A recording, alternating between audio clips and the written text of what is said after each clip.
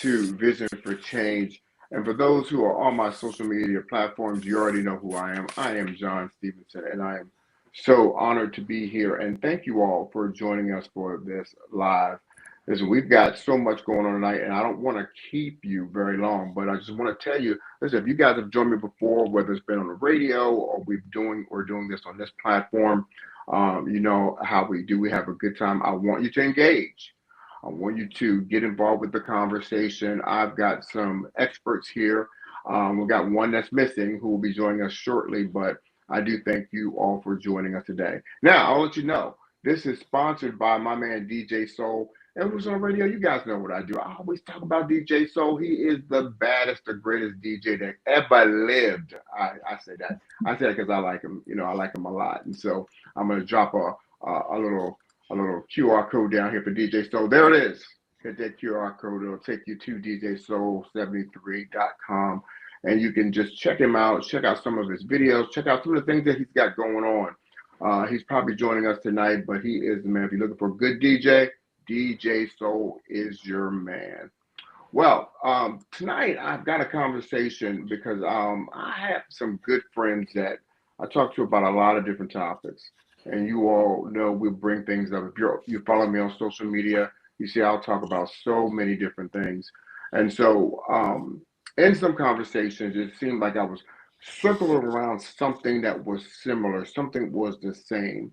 And one of the things that we found is if you're a part of any organization, you can join an organization based on how they market, how they look, how well they look. And we're going to kind of concentrate a little bit on the faith-based side of things tonight. And it'll look good, but if you're in the house for a while, some things will kind of get a little wonky and you can kind of give it some grace, but things can look great on the outside, but don't look so good on the inside. I like to use the example of working out. Believe it or not, I used to be a gym rat years ago, but yeah, as you get older, I'm spotty in the gym. And so one of the things I find the guys that work out, they like to look good. They like to look good in their clothes, but sometimes they don't eat well. They don't go to the doctors. They don't take care of the insides. And I found the same thing happens in a lot of organizations. They can look good. They can market well. They can do all the things that need to be done. But there are times we'll find that folks are leaving churches. Folks are frustrated for years because they feel like they want to honor God and hang around. So they'll hang around, deal with things that they shouldn't deal with. And so we're going to have a conversation about tonight. So healthy on the outside, but may not be so healthy on the inside. So I have some guests. I have from the organization, the company called Access Forge, I have two good friends of mine, Cheryl Mitchell and Mark Barlet. Say hello, y'all. Can you all say wave to the fam? Wave to the Hey, everybody. And then I have a good friend of mine, Bryant. We've done some work together. We've worked together in facilitation. I think she's one of the top tier organizers and facilitators from Boom Theory Media. Karen, say hello. Wow. Hello, everyone. Nice to be here. Now, it is my tradition because I could read bios forever. But I think that when you talk about yourself, you can give a better picture. If you guys can give me at least a minute and talk about who you are and where you're from. And I'll start with you, Cheryl, and then I'll go to Mark, and then I'll go to Karen. Hi, everyone. I'm Cheryl Mitchell. I'm in Silver Spring, Maryland. I'm the CEO and co-founder of Access Forge. We are an accessibility consulting firm that specializes in improving the overall guest experience. And what we mean by that is inclusive experiences that include people with disabilities. So we work with faith-based organizations as well as cultural institutions, airports, and other businesses that want to make sure that when they are marketing inclusively and that they're keeping in mind of everyone that is an actual buyer, so that, again, you're supporting everyone. I'll pass it on to Mark.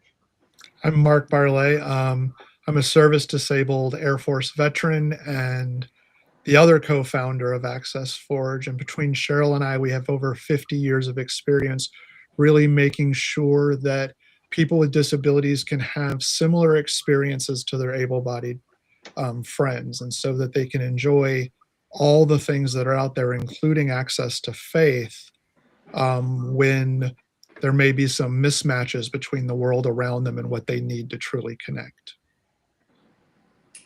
Fantastic.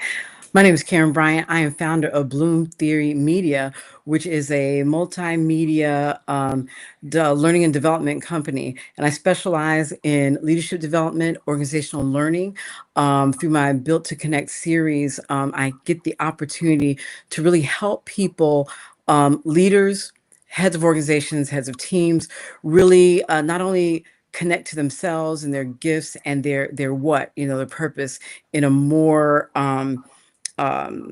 solid way, but also how does that translate into the team or the organization that you lead and that you serve? And so I'm excited to be here tonight. Good. And our other guest is Dr. Korey Grice. If he'll join us, he's probably held up. He is the CEO and the founder of Life Turn Network. And Life Turn Network has a series of things. One is a church and a great ministry there in the New Jersey, Philadelphia area. And he also has a therapeutic ministry. Well, I call it a ministry, but it's really a business. And he has therapists, and he can better tell you all the things that they're involved in. We had a chance to take a trip up to visit him in Pennsylvania, and he's got so much happening. I'm so very proud of him. I've known him since he was I don't know. We've known him for years, right? We've known him for years. He's Dr. Korey Grice now, but when he was back at the church back in the day, he was little Korey Grice. And so proud of him. So tonight, I'm going to start off, and we're just going to have you guys. Listen, this is not just like an interview. I just have organic conversations, and so though there are questions that I may ask, let's just flow and how we flow with the conversation. I'm going to start with you, Karen, because one of the things that you and I talked about, you said something in, we talked about most organizations focused on the engagement, but they miss that connection. And talk a little bit about that, Karen, because I feel that was spot on. One of the things that you said, yeah, we look at that, but we miss how are we missing that? Yeah. It's interesting because one of the things that we love about faith-based organizations or our churches, we love the tradition of it, right? Perhaps we grew up with it. It's comforting. You can sing the same songs. You understand, the structure and how it goes. And also for me, what I loved was the pageantry of some of the churches, the music. Just it's a real feel to it. And at the same time, what gets in the way, I think, of modern faith-based organizations is the tradition, right? So you've got both things sometimes working against each other. And sometimes in these traditions, we confuse attendance with belonging. Okay, well, we've got, a church body of 1,000, members, or 1,000 people fill the church seats every Sunday. But what percentage of those people feel like they're a part of the church? Are they members? And even if they are members, do they feel part of what's going on, the mission, the vision of that organization, right? Or is it just a routine? Mm-hmm. Every Sunday we go to church because that's what we do, as opposed to, and I'll get a little churchy, right? Do you carry that church with you, right? Monday through Saturday? Does the mission of that organization live in the people outside of that one convening, that one weekly convening? So it's something to think about in terms of, as faith-based organization leadership, what are you chasing? Engagement can fool you. Mm-hmm. It doesn't mean that the people are connected. Right. I know years ago I went to a church, and I was so involved with the church, and I thought I was connected because I would see the people every week, and I was a teenager, and I was actually, my mom had stopped going, and I was in love with this ministry, served everywhere I could. And then something happened where I couldn't get a ride, and no one called me. No one called me, no one talked to me. And I was young, but I was so offended. I didn't go back to the church, and I missed it. I missed the church, but I didn't have transportation. And then I sat back and thought to myself, okay, did they really care about me? I went into all these other things. And I think some people do that.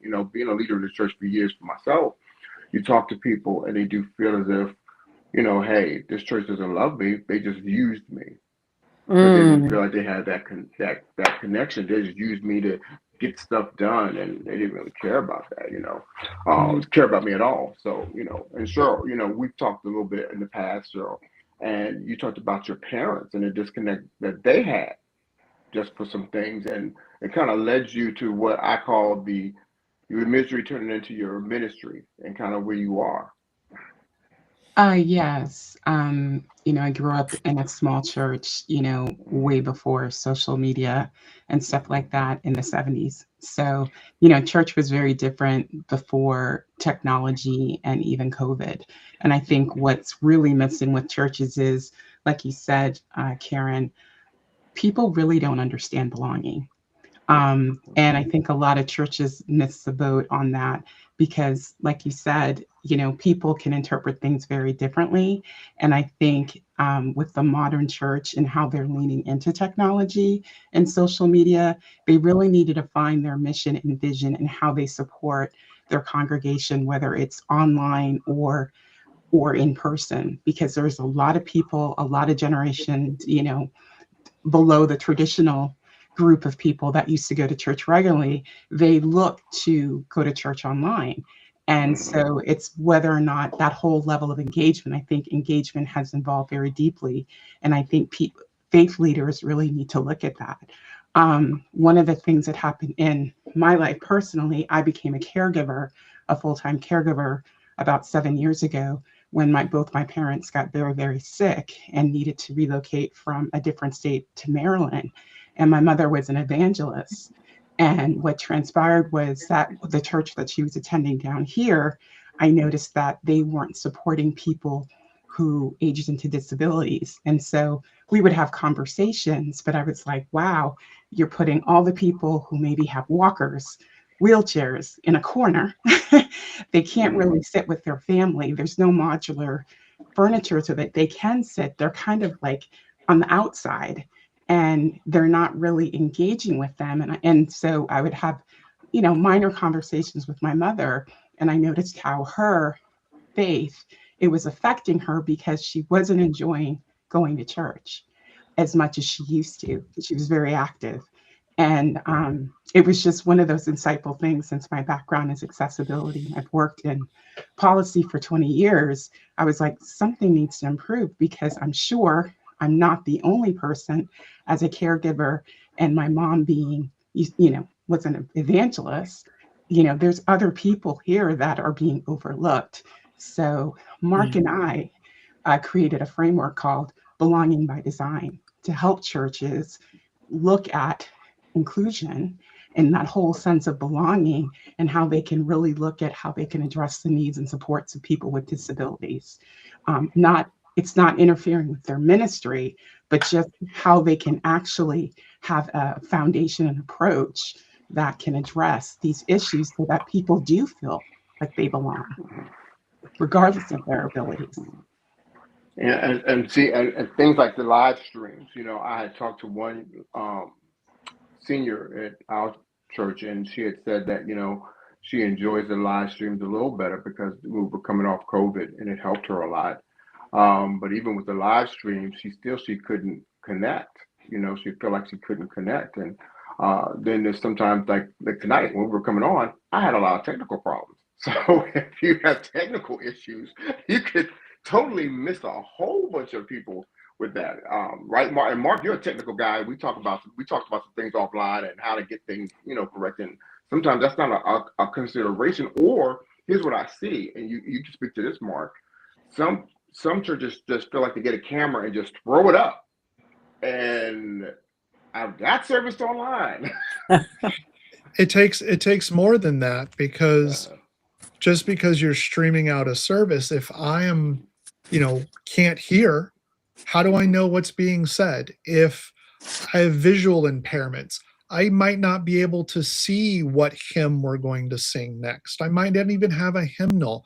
So just a camera and throwing it out there, I mean, that's an excellent start.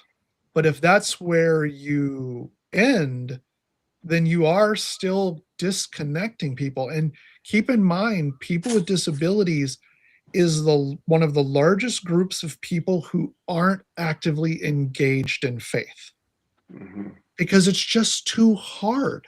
And so they stay home. And so, think about what your scripture tells you. There's a whole audience of people you're not connecting with because you aren't doing the small things that need to be done in order to truly welcome them in. Mm-hmm. Mm-hmm.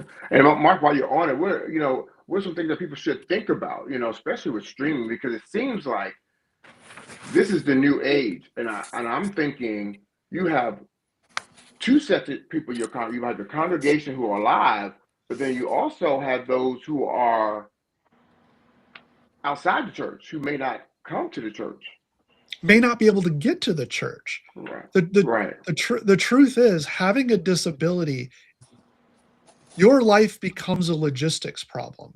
And think about people in your life who might have a disability. A simple trip to the grocery store may require metro access, may require home health aides, a friend, connection.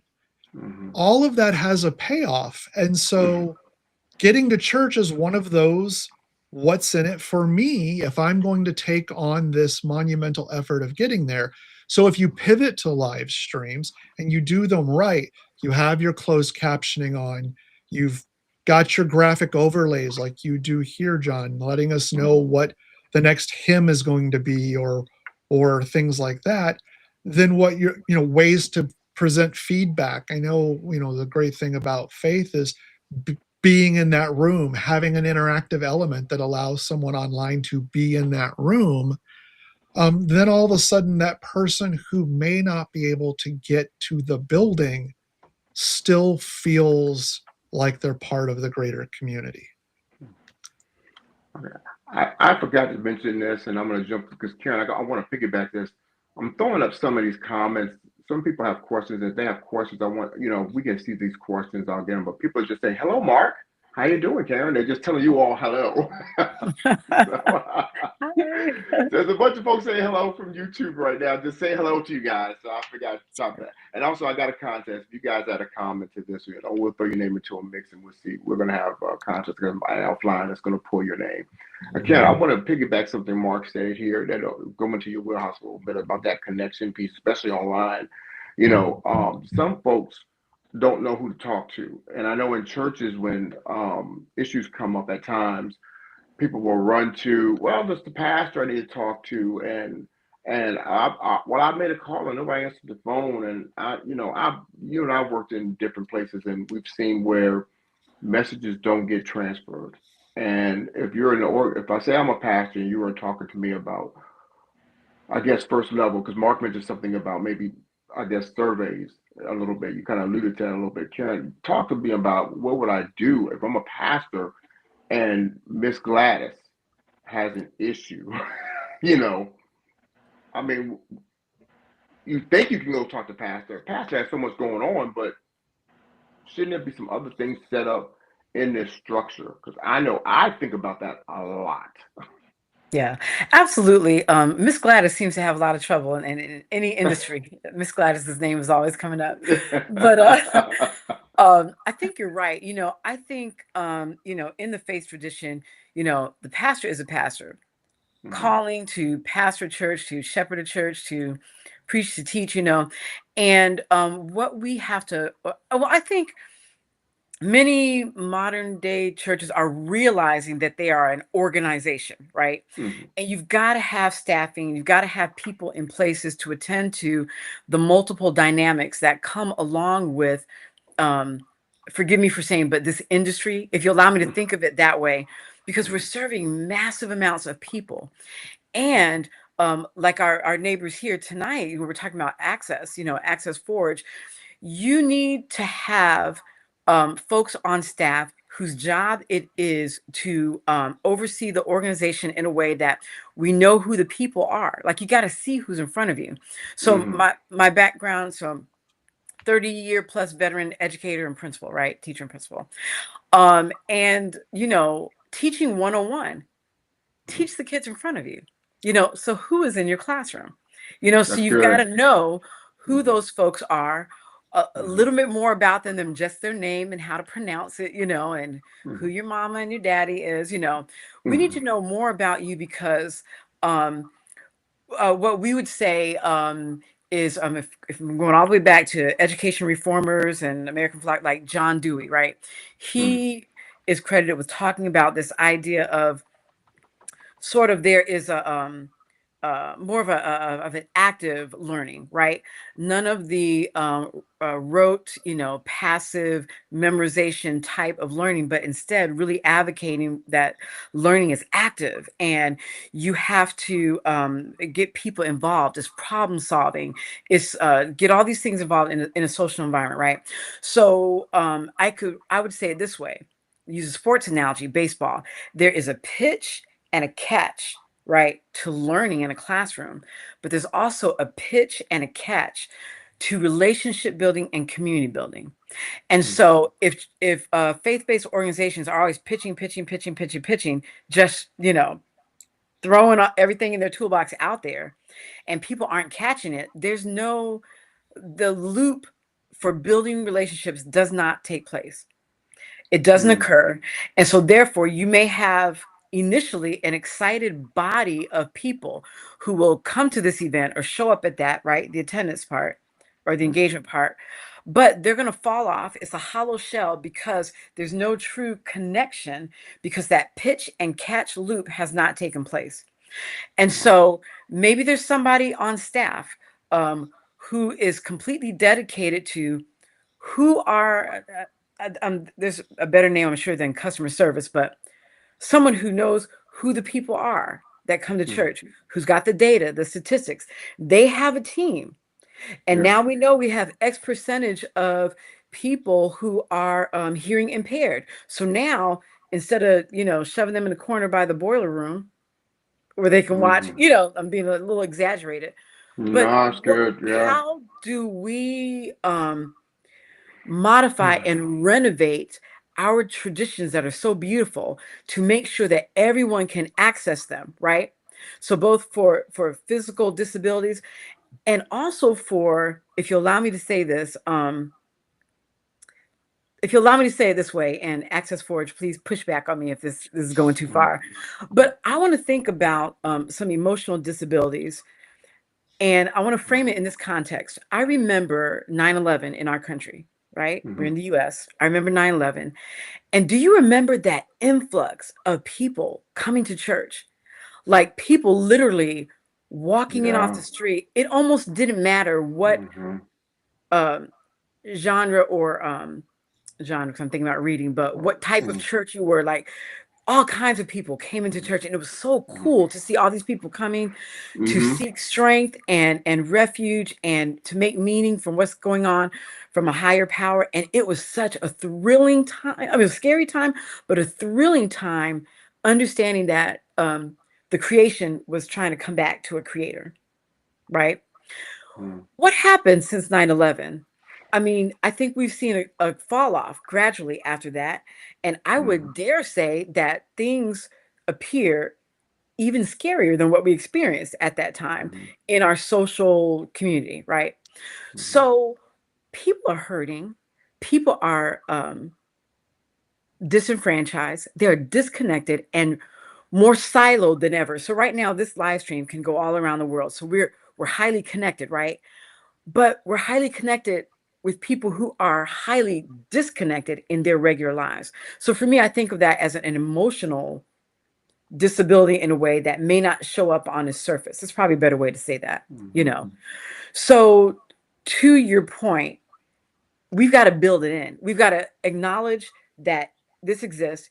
And again, I don't necessarily want the pastor to be on the phone calling, you know, Mhm. calling you, John, necessarily. Although that would be great if he called you to say, "Oh, you need a ride to church, you know, let me Yeah. come get you." It'd be But nice we to hear kind that, of, right? right? I mean, that would be extra cool. But if he Yeah. has a congregation of 8,000, how Can't do it. difficult is that going to be for the pastor to do that? We want him to Mhm. study the word, preach the word. You know, we want him to be in his role, but he should build Mhm. in his team and organization other folks who can do that Mhm. sort of outreach. It's got to be there. That makes a big Well, difference. Well, Yeah. And so, I just and I wanted, know Mark and Cheryl, you can kind of speak to this about when you go into organizations. What's one of the first things you all look for to assist people? Because I'm sure you're going to make assessments. What are things that you all look for? Because just speaking what Karen's talking about, those some of those things aren't paid attention to. And I know being in leadership, you want to help everybody you can, but sometimes you miss things. You don't see things until it's a problem, and then sometimes you scramble and you're making the wrong decisions, and you think you're serving the people, but you're not. well, Cheryl and I talk about it all the time, which is understand the resources you have available. I John, think I you lost Mark. said, Can we hear Mark? can you not hear me? Yes, we can hear you. Huh. Very Okay. fun. You talked about, well, Mark, you're a bit tech savvy. I'm the technical support person for all of my friends and colleagues. Cheryl has strengths that she brings to the table. And I think that if leadership kind of understood some of the soft skills that their congregation has, Karen, I heard it when you were talking about Yes. it. I was like, this is what, if you understood those soft skills that you have and empower those members to Yes. flex those soft skills, then you can have all this cool stuff. Cheryl, remember we've talked about some of this. Yeah, we did. We did. Especially when it comes to empowering volunteers within the church, because we all know, I mean, I grew up in a small church and I must have had 20 jobs. And Yeah. even though I knew some of the jobs I had no business having, no business having, but I was assigned to it. Because because back in the day, that's how it was. But I Yeah. think nowadays, it's unfortunate when we do go into churches and we have conversations. One of the first things we do ask is, have you had any type of survey that you really understand the people that actually attend your congregation, whether it's online or in person? And then you kind of start from there, because I think what normally happens is, Karen, you'd mentioned, physical disabilities and stuff like that. I think a lot of people don't realize that there's so many people that are walking around with cognitive disabilities. And that Hmm. ranges anywhere from autism, developmental delays, Alzheimer's, aging And congregants that are mental health aging, challenges. mental health, everything. And I think a lot of times they get really focused on, oh, sister so and so's in a wheelchair, or there's a small kid that has autism or whatever, but they're not thinking about the whole spectrum of all of the complexities that people have that are walking around. And I The think, vast majority of disabilities are invisible. yeah, Right. and I think people forget that. And I think the church is a community who their mission is, they want to support everybody, but do they really know how to support people? So even when it comes to like the hospitality committee welcoming, how much are you getting information from people who attend, or are you making any, observance or things like that, just to understand who's actually coming to the service? I don't think the pastor does not have the senior pastor does not have the capacity Right. to do all of this. He needs to have systems in place. He needs to Hmm. have structure. He needs to have a database. He needs to have, he needs to find some people who are willing to learn, willing to engage, and for him to empower, so that all this stuff isn't falling on him, because really those people should be coming with solutions. I mean, they can bring a problem, but they really need to have a solution, because a Yeah. senior pastor can't handle all of this. Not, Karen, and it's Girl, what you better preach. Karen, it's Karen, I think it's know your customer. And we yes, find time and time again when Access Forge walks into a faith community, a cultural institution, or anything like that, some of the first questions we ask is, who are your customers? Who's walking through the door? And really tight knit faith based communities, really engaged faith leaders don't have an answer to that question sometimes. Yeah. Yeah. Okay. I want to ask. Mark and Cheryl, what are some of the, and Cheryl, you can answer this. What are some of the biggest mistakes you see people when you will say, if somebody's coming and say, Pastor, listen to this, and they say, okay, I want to fix some of these issues, especially when we're talking about like some of the things you had mentioned, Cheryl, in our conversations offline were quiet rooms for somebody that might have autism. We talked about things that we see, announcements video announcements where everybody's going for video announcements. They don't consider the hearing impaired people just kind of jump to do things. What are some of the things that you all would think that they need to first consider before just jumping and doing something? I think first, a lot of times churches need to organize a committee. They need to have an organized committee of volunteers, and that the pastor actually kind of pulls a small group of people together, including somebody with a disability that they can have like a general discussion first, because you can't just fix like random problems. I know, John, we talked a lot about announcements and things like that. I'll just give an example. I was invited to a service, and I found it interesting that they had captioning for the praise in the opening, but when it came to the sermon, there was no captioning, and the pastor had an accent. And to me, it was interesting because I was like, well, if somebody has a visual impairment or if they're hard of hearing, wouldn't you want the message to be something that they understood, or the scriptures that you were referencing? All of that stuff should have been captioned, not just the singing in the beginning. And that's something, was a huge celebration, the Easter thing. And I was really surprised that not all of it was captioned, because I would think that they invested so much in this event that all of it would have been captioned. One of the things Mark and I talk about with churches is, a first-time visitor, put some information on the website, what to expect. Because in the case of my mom, she couldn't stand very long. So if you're one of those churches that stand when you read or whatever, or how long the service is, because with her stiffness, we need to have an understanding of how long your service is, what to expect, and just have some basic information on a website. Having a disability is a logistics problem. It's a logistics problem. Is your front page welcoming to those with disabilities? And that was interesting, because I never thought about that. When you see the front page and they have pictures of people, is there somebody with a hearing aid or something that to let them know, hey, we welcome you? Now, Karen, that wouldn't be offensive, would it? I mean, no, it's informative, and think about how often people they don't have an answer to something, they go and Google it, right? So people are becoming more, even if you're not a digital native, you are more likely to get online now and search something out, and you're more likely to be frustrated when you can't find what you're looking for.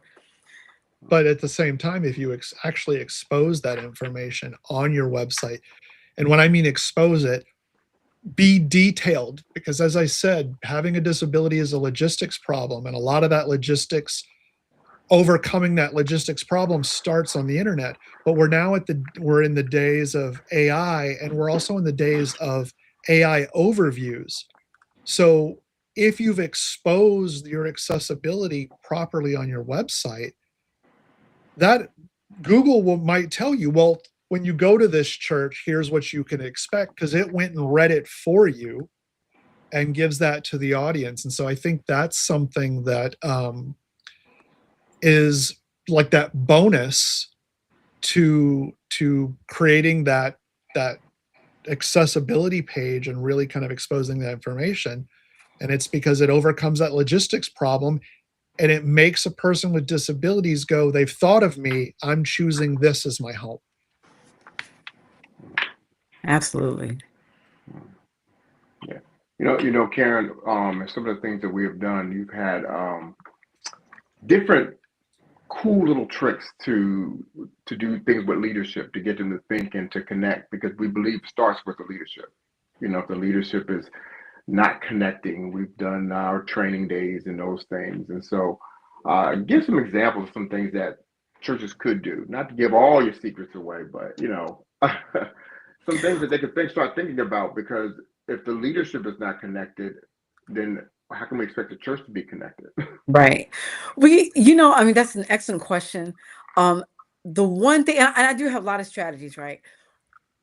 And the one thing I really want to highlight for leaders is, connection is definitely not a soft skill. It is definitely a leadership skill. And I want to put leaders in remembrance of, so we're talking about faith-based organizations. So these are people who believe they have a creator, they are created beings, right?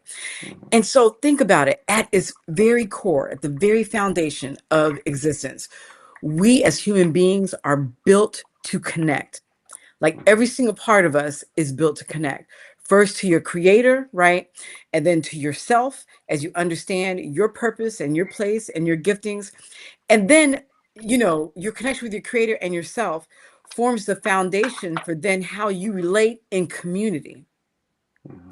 And when you know who you are, when you understand your purpose, and when you gather with other folks, right? The idea is that in that space, you have an idea to act out, right? Or to present the gifts that you have, right? And when you present and give the gifts that you have, it benefits the other people in that community. And so you have this cycle of connection. If we're talking Christian Bible, we're talking about Ephesians 4. We're talking about how every joint supplies, right? The body of Christ is described as multiple different parts, and every single part is important, and every single part provides a different service to the body. And without any single part, the body doesn't work, right? And so, yeah, there's strategies for days, but there's also a basic understanding that I need you, you need me.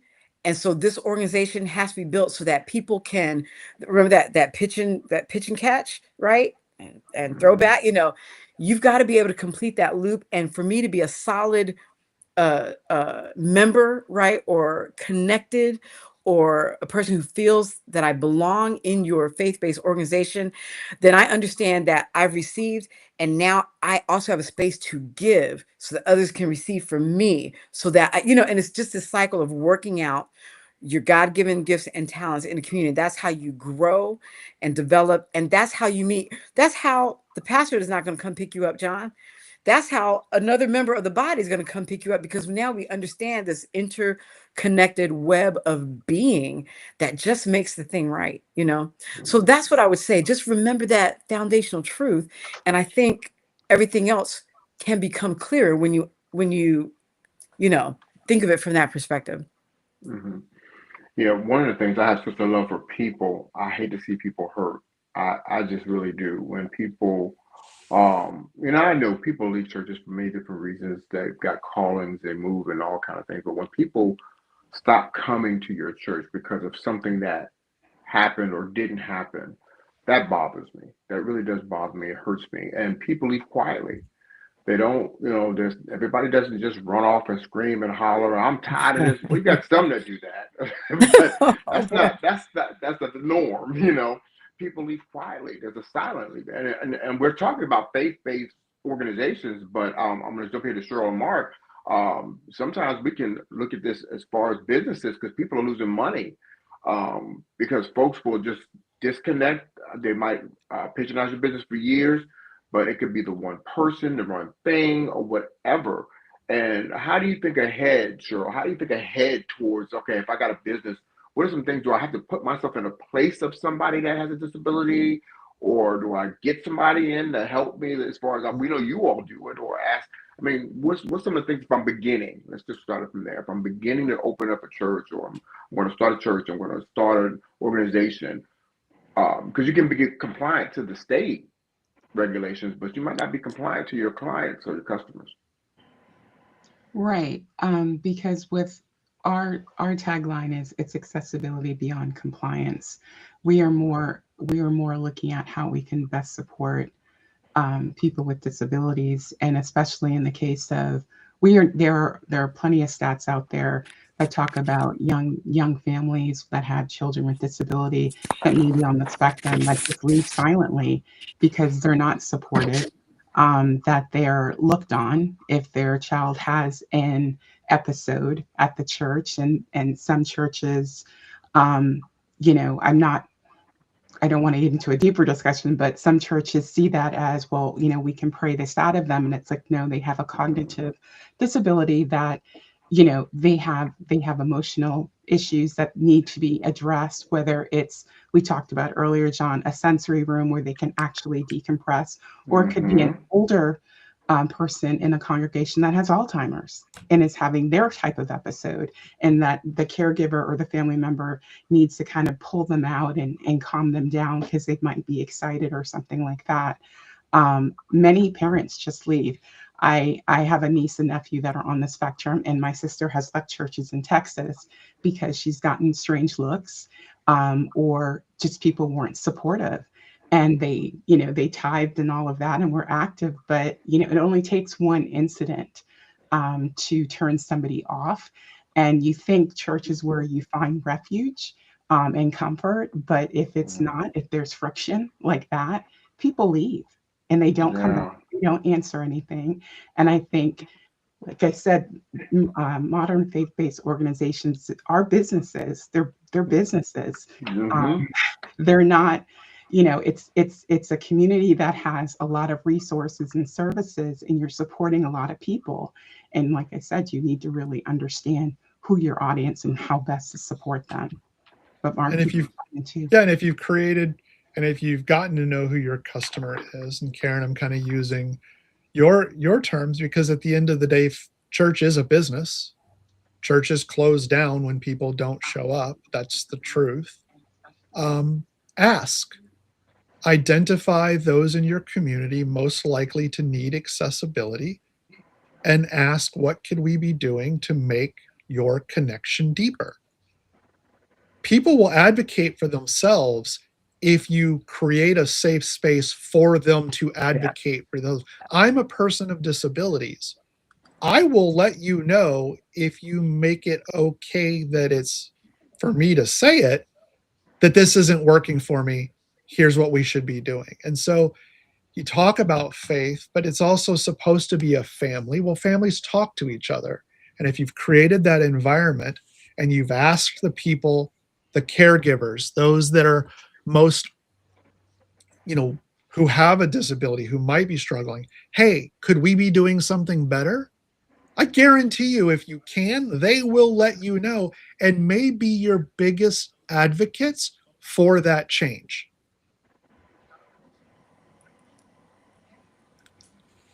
Absolutely. Can I just jump in? Yeah. You're making me I think. wanted you to jump in. Yeah. Absolutely. You're making me think again. The answers are in the congregation. Like in most part, the organization leadership is working harder than they need to because they don't tap into the resources right in front of them. Your tech nerds are going to church. Empower them to be tech nerds. You've probably got disability advocates in your audience who could spearhead these communities. If someone in church leadership stood up and said, accessibility is something I don't think we're doing great at, but it's important to me. Who wants to help me make change? You'll have a group ready to go. And so you as a leader have to be in a place where you are willing to cede that control over the portion of the organization to the folks who know it best. They're going to create something amazing for you. Yeah.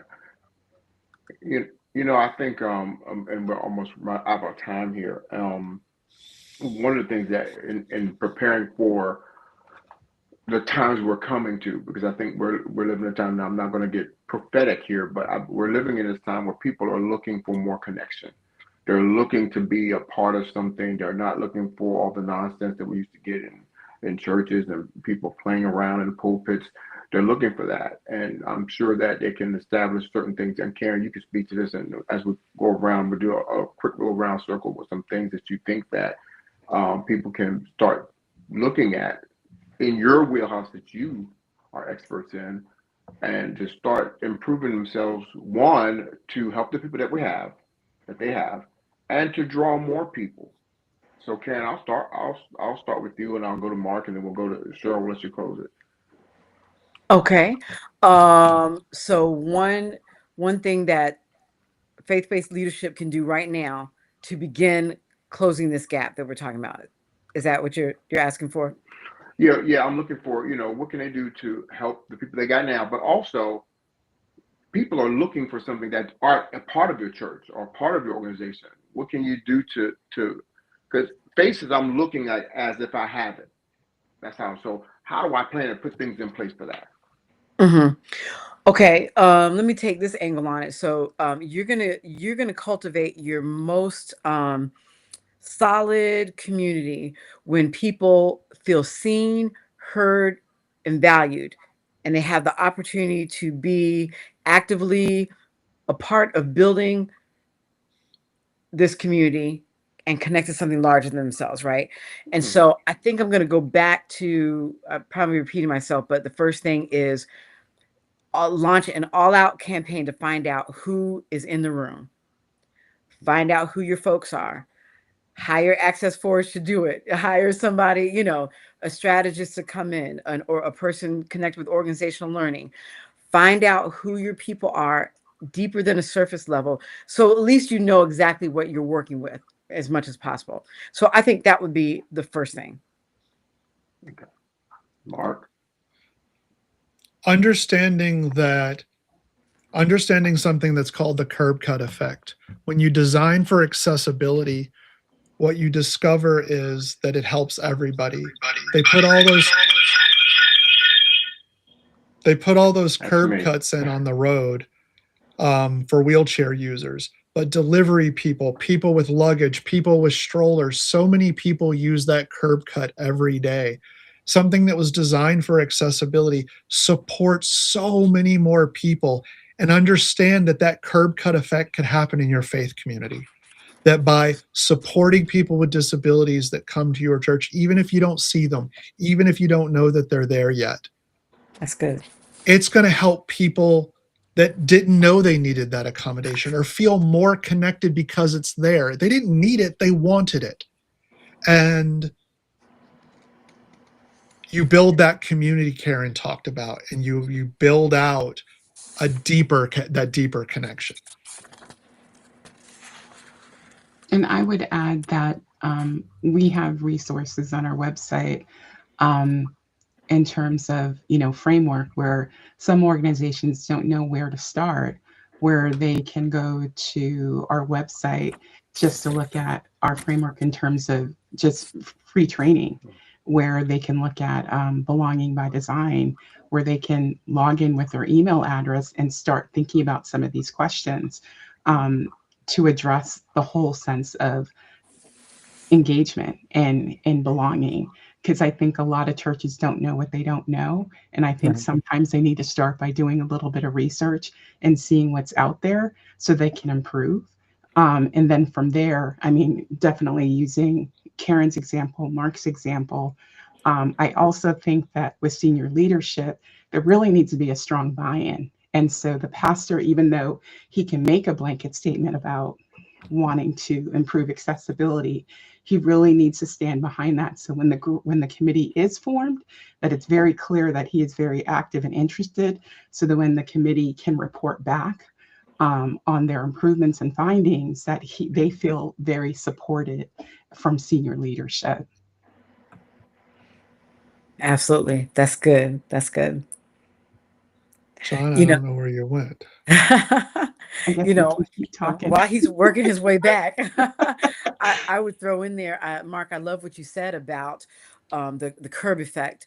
It's something that we do in education as well, where we're looking at students who might need certain learning accommodations, or, when you and again, it's that pitch, right? The pitch and the catch. But when you design a lesson that is, I'll use the term here, inclusive enough for those who need certain methods of learning, it's going to be essential for them, but it's going to be good for everybody.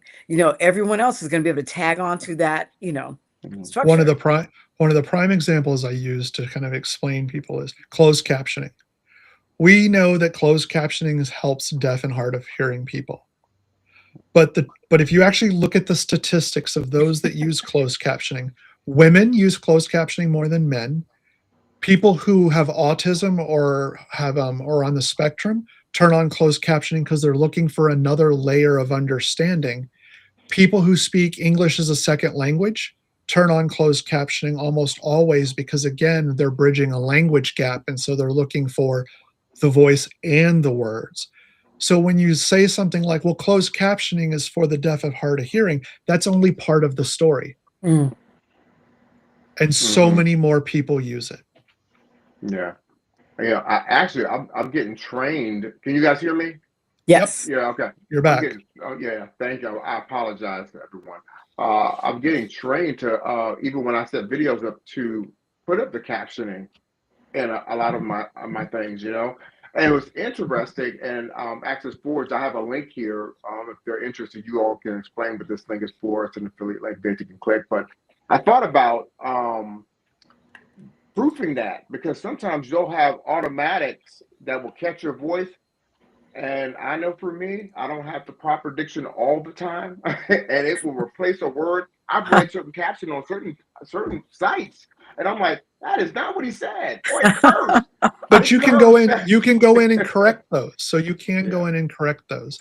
Yeah. So if you're interested in learning, there's a link here, but we have a framework, which is a self-guided structured framework, along with a community of like-minded individuals who are working to make their faith-based community accessible. And you can go to the URL, and I'm sure you'll share the URL out, John, as well, but it's accessible.faith. And I think it's /VFC media. Yes, correct? and actually, if you look at the screen right there, there's a QR code right there. If you click that QR code, it will take you to that link. So, and it's a framework and a community that helps guide you from nothing to being an incredibly accessible faith community. It does it in a way that, isn't going to break your budget. Things you can do right now to move the needle in accessibility in the next, this next week, this next month, and this next year. And there is a discount code. There's a discount code there. So if you click that. We also talk about grant opportunities for faith-based organizations as well. Since Mark and I both have a background in terms of like transportation services, if your church finds that you have a lot of people that may need transportation services, how you partner with disability organizations within your area. And we also wanted to stress that again, that the framework that we created is to support the church. We're not taking away from your ministry. This is all about, we are accessibility experts. So we are looking at the whole congregation, making sure that you're able to support all of the attendees that attend your service, whether it's online or in person. We are not interfering with your ministry. And John, one of the modules is on transportation programs.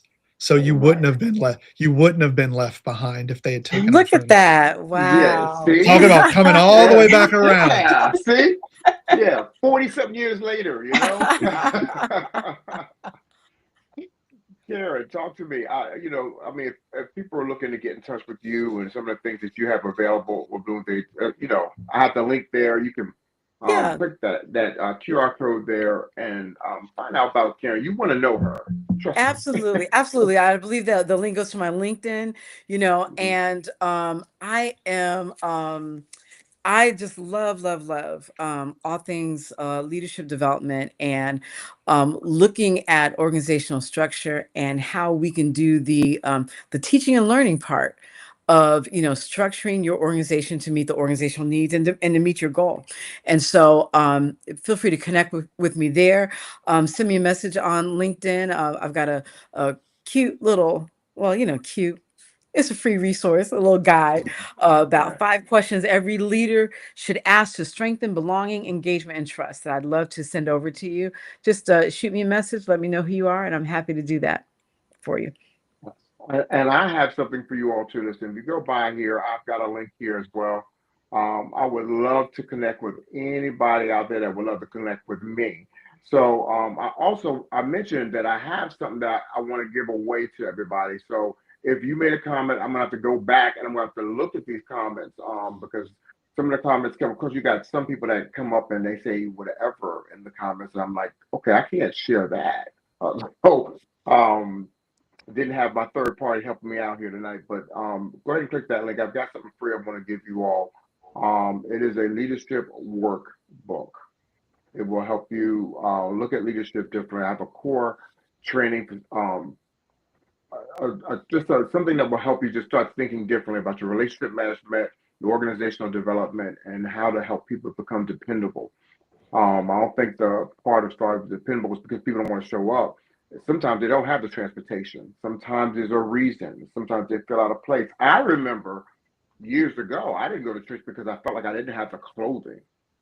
I mean, that's not a factor much anymore, but I felt like I didn't have clothes. You find there's so many reasons people don't show up to do things. Or something which Cheryl alluded to, you have them serving in places they probably shouldn't be serving. Yeah, that's another thing. I'll let Karen talk to you about that. So, listen, I'm gonna do a quick round robin. And I'll start with Mark. If you had to give somebody advice on stepping out in their dreams, because I'm a big dream person, and what's one thing you would tell them to do, Mark? And then we'll go to Cheryl and end with you, Karen. Never wait for permission to change the world. It'll never come. Wow, that's good. Wow, Cheryl. If it's in your heart, you should just keep doing it and don't worry about the negativity. Just keep moving forward. Okay. And Karen? Trust your instinct, take the leap. I like it. I love it. Listen, you guys, I so appreciate you all being here. And, we said we try to keep this under an hour. And I thank you so very much for your time. For those who are watching us on social media, I generally put replays back up and I'll drop it into a podcast and leave it on the YouTube page so you can go back. Do me a favor, share it out. Share it out. Let people know. I do know that in certain ministries, there are people who you have to talk to. Man, just send them the link. Let them watch this. Let them get. And there's so much more we could have discussed this evening, but we just want to give you a taste. I want you to get in touch with Karen, with Mark, and with Cheryl, with Access Forge, and just click that link I have available to you. Just get a little taste of what they have for you. And definitely, Karen is an expert in her field. I just love the way I love watching her go. She's a dream maker. So, listen, thank you all for joining us with Vision for Change. Again, this is sponsored by my man DJ Soul, DJ Soul 73, DJSoul73.com. All social media, it's all DJ Soul 73. He is an extraordinary DJ. He is, I was going to shout him out here locally, but I'm finding he's all over the country in syndication with his midday mixes, and he's traveling around and doing stadiums. But trust me, you will not be disappointed if you have him come out and to your event. And as I always say, with everything that I say, all things are possible if you can just believe. So as my colleagues here just said, be bold in your faith, okay? You all have a wonderful night, and we'll see you next time. Bye-bye.